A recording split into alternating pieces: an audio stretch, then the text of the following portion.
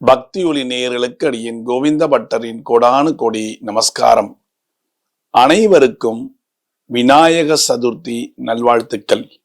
இந்த விநாயக சதுர்த்தியில உங்களுடைய துக்கங்கள் எல்லாம் போய் நல்லதே நடக்க வேணுமாய் எல்லாம் வல்ல விநாயக பெருமானை அடியேன் பிரார்த்திக்கிறேன், உங்களுக்காகவும் எனக்காகவும்.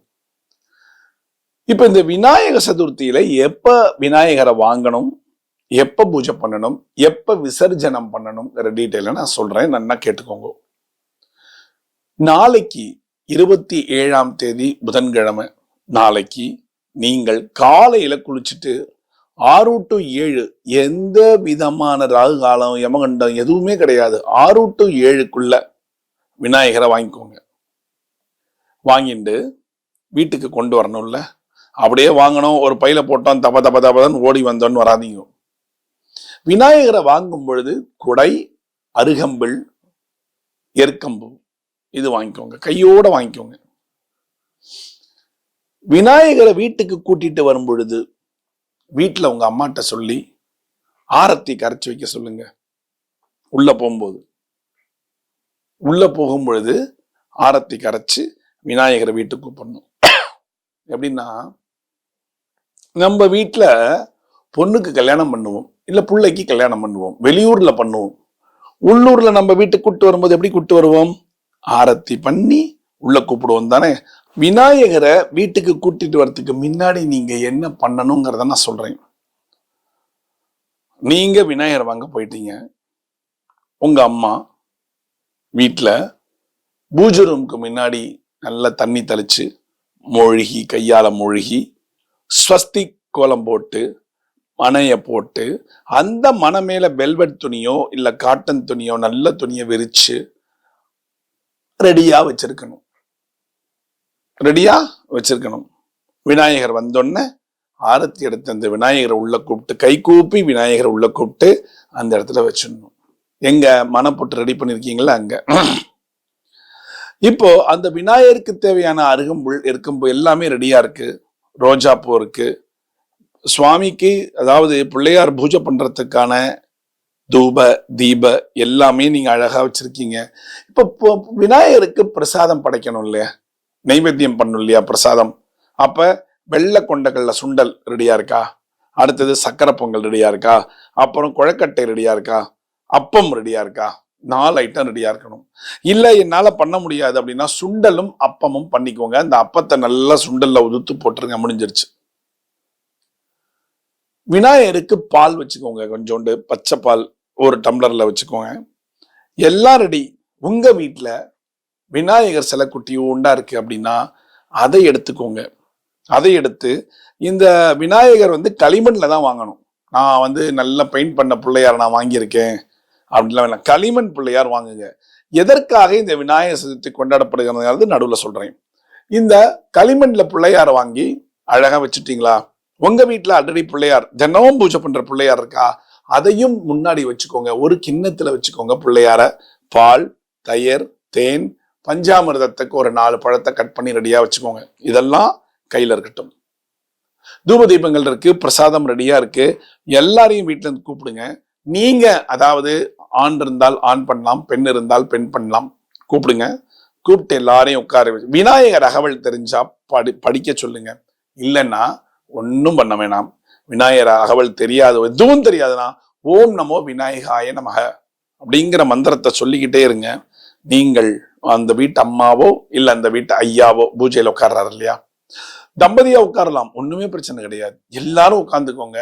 அந்த தம்பதியா உட்கார்ந்து என்ன பண்றீங்க, பிள்ளையார களிமண் பிள்ளையார் மேல இருக்கார் மனையில, அடுத்த பிள்ளையார் ஒரு கிண்ணத்துல வச்சிருக்கீங்க இல்லையா, கிண்ணத்திலேயே தட்டிலே வச்சிருக்கீங்க இல்லையா, அந்த களிமண் பிள்ளையாருக்கு மஞ்சள் குங்குமம் எல்லாம் நெத்திக்கிட்டு எல்லாம் பண்ணி ஒரு மாலையை போட்டு அழகா வச்சிருங்க. பிள்ளையாரை எப்படி ஜோடிக்க முடியுமோ அப்படி ஜோடிச்சு வச்சிருங்க. நீங்க எப்பொழுதுமே பூஜை பண்ணக்கூடிய பிள்ளையார், அந்த பிள்ளையார் அபிஷேகத்துக்கு உகந்த பிள்ளையாராக இருந்தால் மட்டுமே நீங்கள் அந்த பிள்ளையாருக்கு அபிஷேகம் பண்ணணும். இல்ல அபிஷேகம் எல்லாம் பண்றது இல்ல அப்படின்னீங்கன்னா பால், தயிர், தேன், பழங்கள் வேண்டாம். ஆனா பழங்கள் வேணும், பாக்கி எல்லாம் பால் வேண்டாம். பால் நைவேத்தியத்துக்கு வச்சுக்கலாம். ஒருவேளை தயிர் நான் வந்து நைவேத்தியத்துக்கு வச்சுக்கிறேன்னா சக்கரை போட்டு நல்லா கலக்கி லஸ்ஸி மாதிரி வச்சுக்கோங்க கையில. இல்ல அபிஷேகம் பண்ற பிள்ளையார் இருக்கு எங்க வீட்டுல அப்படின்னா பால் விடுங்க, தண்ணி வச்சுக்கோங்க. ஒரு பக்கெட்ல ஒரு சின்ன ஒரு எவர் சில்வர் பாத்திரத்துல தண்ணி எல்லாம் ரெடியா வச்சுக்கோங்க. பாலை விடுங்க. ஃபர்ஸ்ட் சுவாமிக்கு வந்து ஒரு டம்ளர்ல எடுத்து அழகா வெள்ளி டம்ளர் இருந்தா ரொம்ப நல்லா இருக்கும்.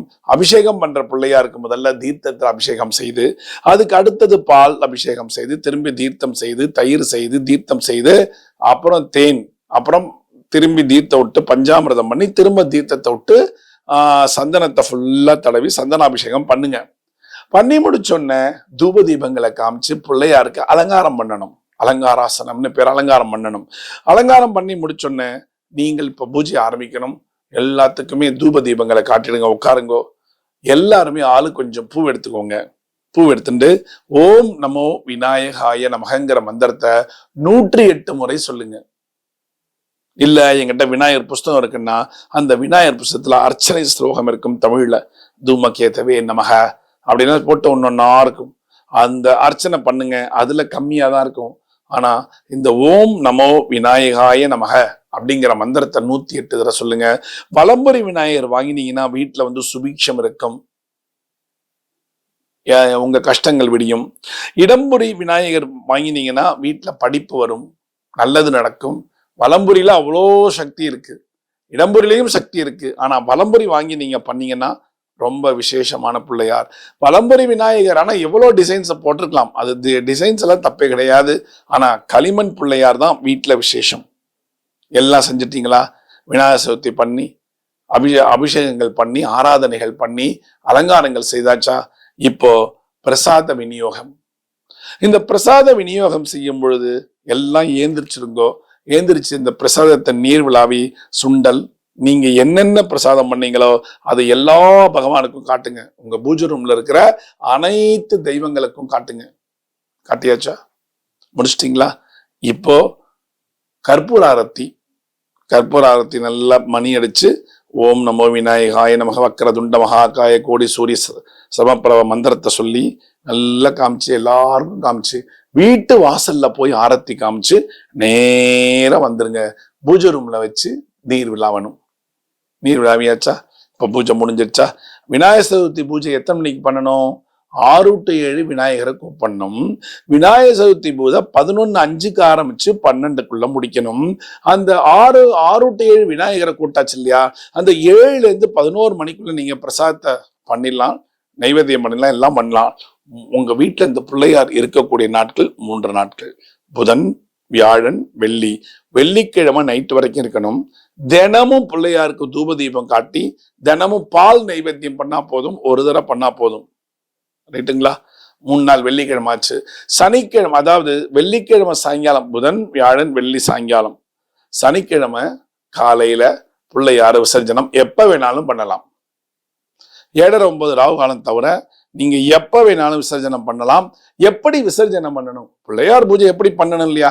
அதே மாதிரி விநாயகர் விசர்ஜனம் பண்றதுக்கு முன்னாடி விநாயகருக்கு பூ போட்டு பால் நைவேத்தியம் பண்ணி விநாயகரை விழுந்து சேவிச்சு, எல்லாரும் விழுந்து சேவிச்சு அருமையா ஒரு கையில ஒரு குழந்தை மாதிரி தூக்கிட்டு போய் உங்க வீட்டு பக்கத்துல இருக்கிற ஆத்திலே கரைக்க வேணும். காலையிலும் பண்ணலாம், இல்ல சாயங்காலமும் பண்ணலாம். சாயங்காலம் பண்ணா ரொம்ப விசேஷம். அது என்ன பண்ணணும் அப்படின்னா, அந்த இப்ப நீங்க உங்களால காலையில முடியல இல்லையா, 7:30 ராகு காலத்துக்கு முன்னாடி பண்ணணும், இல்ல 9க்கு அப்புறம் பண்ணணும்.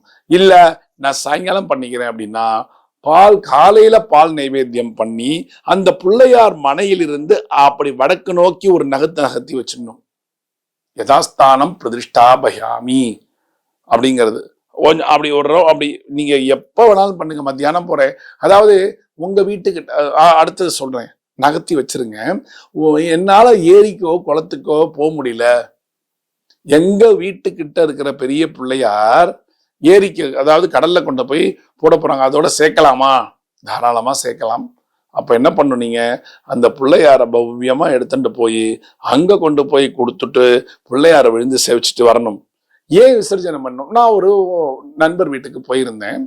அந்த நண்பர் வீட்டுல போனீங்கன்னா வரிசையா பிள்ளையார் அடுக்கி வச்சிருக்காங்க. 9 வருஷமா ஒரு பிள்ளையாரா அடுக்கி வச்சிருக்காங்க, எந்த பிள்ளையாரும் விடவே இல்லை. நான் அப்ப கேட்டேன், ஏங்க இந்த மாதிரி? இல்லைங்க, பிள்ளையார் ரொம்ப அழகா இருக்காரு, எனக்கு விட மனசு இல்லை, என் வீட்டுல ஒருத்தர் ஆயிட்டார், நான் எப்படி விடுறது அப்படிங்கிறாங்க. இது அது கணக்கு கிடையாது. நீங்க தினமும் பூஜை பண்ண கூட பிள்ளையார் வேற, இந்த விநாயக சதுர்த்திக்கு நீங்க களிமண்ல பிள்ளையார் வாங்கி பூஜை பண்றது வேறு.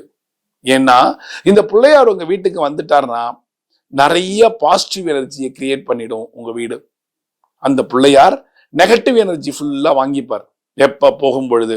அப்போ அந்த பிள்ளையாரை கொண்டு போய் விசர்ஜனம் பண்ணா உங்க வீட்டுல என்னென்ன கெட்ட காரியங்கள் இருக்கோ, என்னென்ன துர்தேவதைகள் இருக்கோ, அது அத்தனையும் போயிடும். அதனால அந்த பிள்ளையார உங்க வீட்டிலேயே வச்சுக்க கூடாது, விசர்ஜனம் பண்ணணும், கொண்டு போய் கரைக்கணும். எதுக்காக நம்ம பிள்ளையார் சதுர்த்தி கொண்டாடுறோம் எல்லாருக்குமே தெரியுங்க. ஏன் களிமண்ல பிள்ளையார் வாங்கணும்? ஆடிப்பட்டம் தேடி விதை என்று சொல்லுகிறோம் இல்லையா?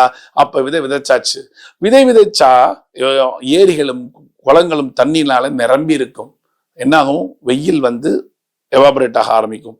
அப்ப இந்த களிமண்ல பிள்ளையார் வாங்கி நேர காலையில குளிக்கும் போது என்ன பண்ணுவாங்க, நல்ல கையை வச்சு நல்லா கரைச்சுடுவாங்க.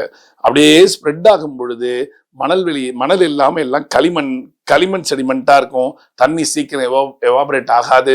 விவசாயத்துக்கு அந்த தண்ணி உபயோகப்படுங்கிறது தான் உண்மையான கதை. அதனாலதான் களிமண்ல பிள்ளையார் வாங்க வேண்டும். இந்த பிள்ளையார நீங்க அந்த பெரிய பிள்ளையார் இருக்கு இல்லையா, அங்க கொண்டு போய் கொடுத்துட்டு நமஸ்காரம் பண்ணிட்டு வரணும். என்ன சொல்லணும்னா, எங்க வீட்டுல இருக்கிற கெட்ட சக்தி எல்லாம் எடுத்துட்டு போயிட்ட பிள்ளையாரே, இனிமே என்னுடைய வீடானது சுபீட்சமாக இருக்க வேண்டும், உன்னுடைய பூஜைக்கு அப்புறம் என் வீடு நன்றாக இருக்க வேண்டுமாய் எல்லாம் வல்ல உன்னை பிரார்த்திக்கிறேன் விநாயகா அப்படின்னு சொல்லிட்டு தான் வரணும். ஏதோ அப்படி தூக்கி போட்டுலாம் வரக்கூடாது. ரைட்டுங்களா? சோ இந்த வருடம் இந்த பிள்ளையார் சதுர்த்தி நமக்கு ஒரு நல்ல பாடங்களையும் நம்ம வீட்டில் இருக்கக்கூடிய கெட்ட சக்திகளையும் எடுத்துட்டு போக வேணுமாய் எல்லாம் வல்ல விநாயகனையும் நான் பிரார்த்தித்துக் கொள்கிறேன். எவ்வளவோ கஷ்டப்படுறோம், நம்ம பணம் காசுக்காக தான் கஷ்டப்படுறோம். பணம் காசும் இல்லை, நிம்மதியும் இல்லை. ஸோ எல்லாமே வேணும்ல நமக்கு. எவ்வளவு கஷ்டப்பட்டாலும் நிம்மதி என்று ஒன்று இருந்தால், பணம் காசு என்று அவசிய தேவைகளுக்கு பணம் வேணும். இதெல்லாம் இருந்தா வாழ்க்கை ரொம்ப நல்லா இருக்கும் இல்லையா? அதனால இந்த விநாயகர் சதுர்த்தியிலிருந்து நமக்கு அனைத்து செல்வங்களும், நம்மை பிடித்த பீடைகள் வெளியில் போகவும், அனைத்து செல்வங்களும் நமக்கு கிடைக்க வேணுமாய், நம்ம வீட்டில் இருக்கிற துர்சக்திகள் எல்லாம் போயிட்டு நல்ல சக்திகள் நமக்கு இருக்க வேணுமாய் எல்லாம் வல்ல விநாயக பெருமானை என்றென்றும் நாம் பிரார்த்திக்கிறோம். இந்த விநாயகர் சதுர்த்தியிலிருந்து நம்மளுடைய பிரார்த்தனை இருக்கணும், நல்ல எண்ணங்கள் நமக்கு என்றுமே இருக்க வேணுமாய் எல்லாம் வல்ல விநாயகரை பிரார்த்தித்து இந்த வருட விநாயகர் சதுர்த்தியை கோலாகலமாக கொண்டாடுவோம். மீண்டும் உங்களுக்கு விநாயகர் சதுர்த்தியின் அடியன் கோவிந்த பட்டரின் விநாயக சதுர்த்தியின் வாழ்த்துக்கள். நீண்ட நாள் நோயற்ற வாழ்வு வாழ வேணுமாய் பிரார்த்திக்கிறேன். மீண்டும் ஒரு சாஸ்திர சம்பிரதாயத்தை நான் உங்களை சந்திக்கிறேன். பக்தி ஒளி நேயர்களுக்கு அடியன் கோவிந்த பட்டரின் கோடானு கோடி நன்றிகள்.